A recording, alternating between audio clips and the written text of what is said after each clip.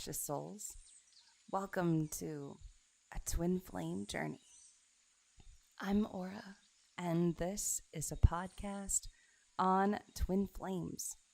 For more videos, don't forget to like, share, and subscribe.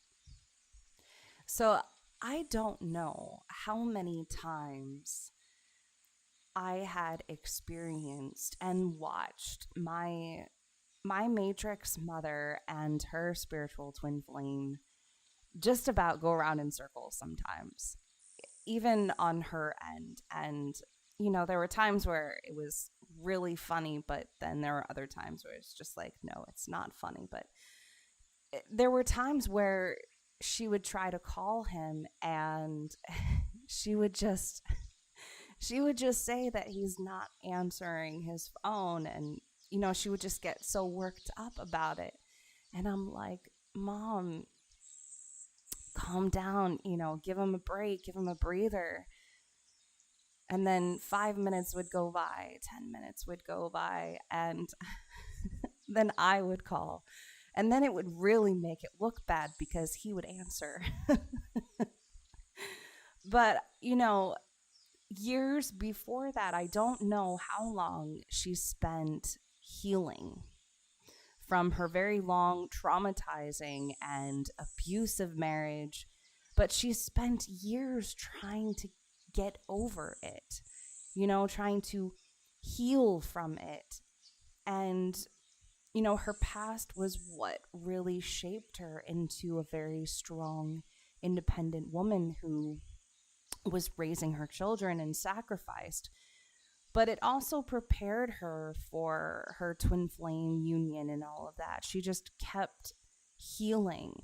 She kept revisiting her past. She kept revisiting the traumatizing marriage and the abusive marriage that she was in. And after a while, there were just things that I would joke about, kind of make lightheartedness about, and where there wasn't revisiting, and it was more about sort of letting those things go. But she spent a lot of time trying to heal from all of that, even heal from her childhood, her very traumatizing childhood.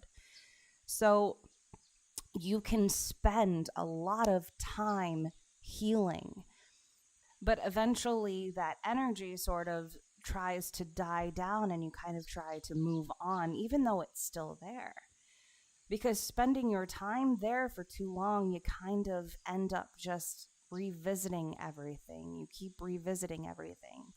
You revisit each and every moment of the pain and suffering and misfortune, and it can bring up a lot of pain and hurt all over again. But once you step out of that headspace of constant healing and needing healing, it's almost like placing a Band-Aid on yourself from a small cut. Well, pretty soon the Band-Aid has to come off, right? So what happens after that? You try to stay away from things that will reopen the wound, and even more so stay away from, other things that could cause infection and, keep the momentum going of having a cut, right? But then there's other times where the cut is all dried up and we have to take the Band-Aid off, and all of a sudden the skin that was forming over top just comes off. So now you got to start from scratch. And that's sort of how it works too. Sometimes you really do have to start from scratch, from what you know and what you don't know. And if the cut is taking too long to heal, there are some things that we can ingest to help it heal faster. Just like this journey too. So spending too much time there, though, sometimes we can stay there for a very long time. So whenever you feel like you are in a never-ending situation with your twin flame of healing or needing, or there's too much of that type of energy, sometimes it doesn't hurt to take a step back. Because this is a soul journey, so don't try to get your twin flame to behave like I've mentioned in the past, and actually one of my previous videos. There's no such thing as your twin flame behaving, which I find incredibly hilarious. But what you can do is step out of illusions, or the illusion that separation is a lifetime. You'll never reunite with your twin flame because, and not just that, it's the possibility of having a divine counterpart and being with a divine counterpart, whether you are a twin flame or not. Because this world works in very mysterious ways and it's always working for us. Sometimes we don't see it that way, but really it is that way. So when you spend time focusing yourself on the hurt, the pain, don't stay there for too long, or focused on everything your twin flame has done wrong in the physical. They ignored you, ghosted you, left you out in the cold. But what happened after that? Did this sort of shapeshift you? Did you realize how capable you are? Did you discover your own personal power and magic within and in this lifetime?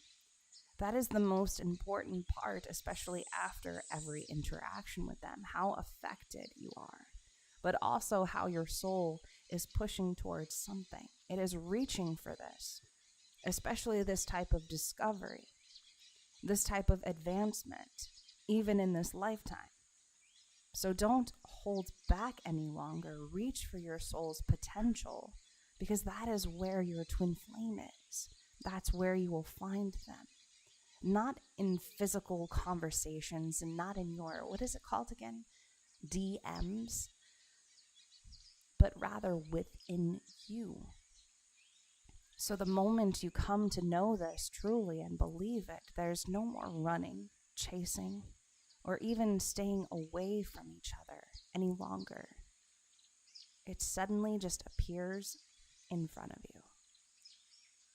So, I hope that this assisted many of you out there. Until next time, I'm Aura, and this is a Twin Flame Journey.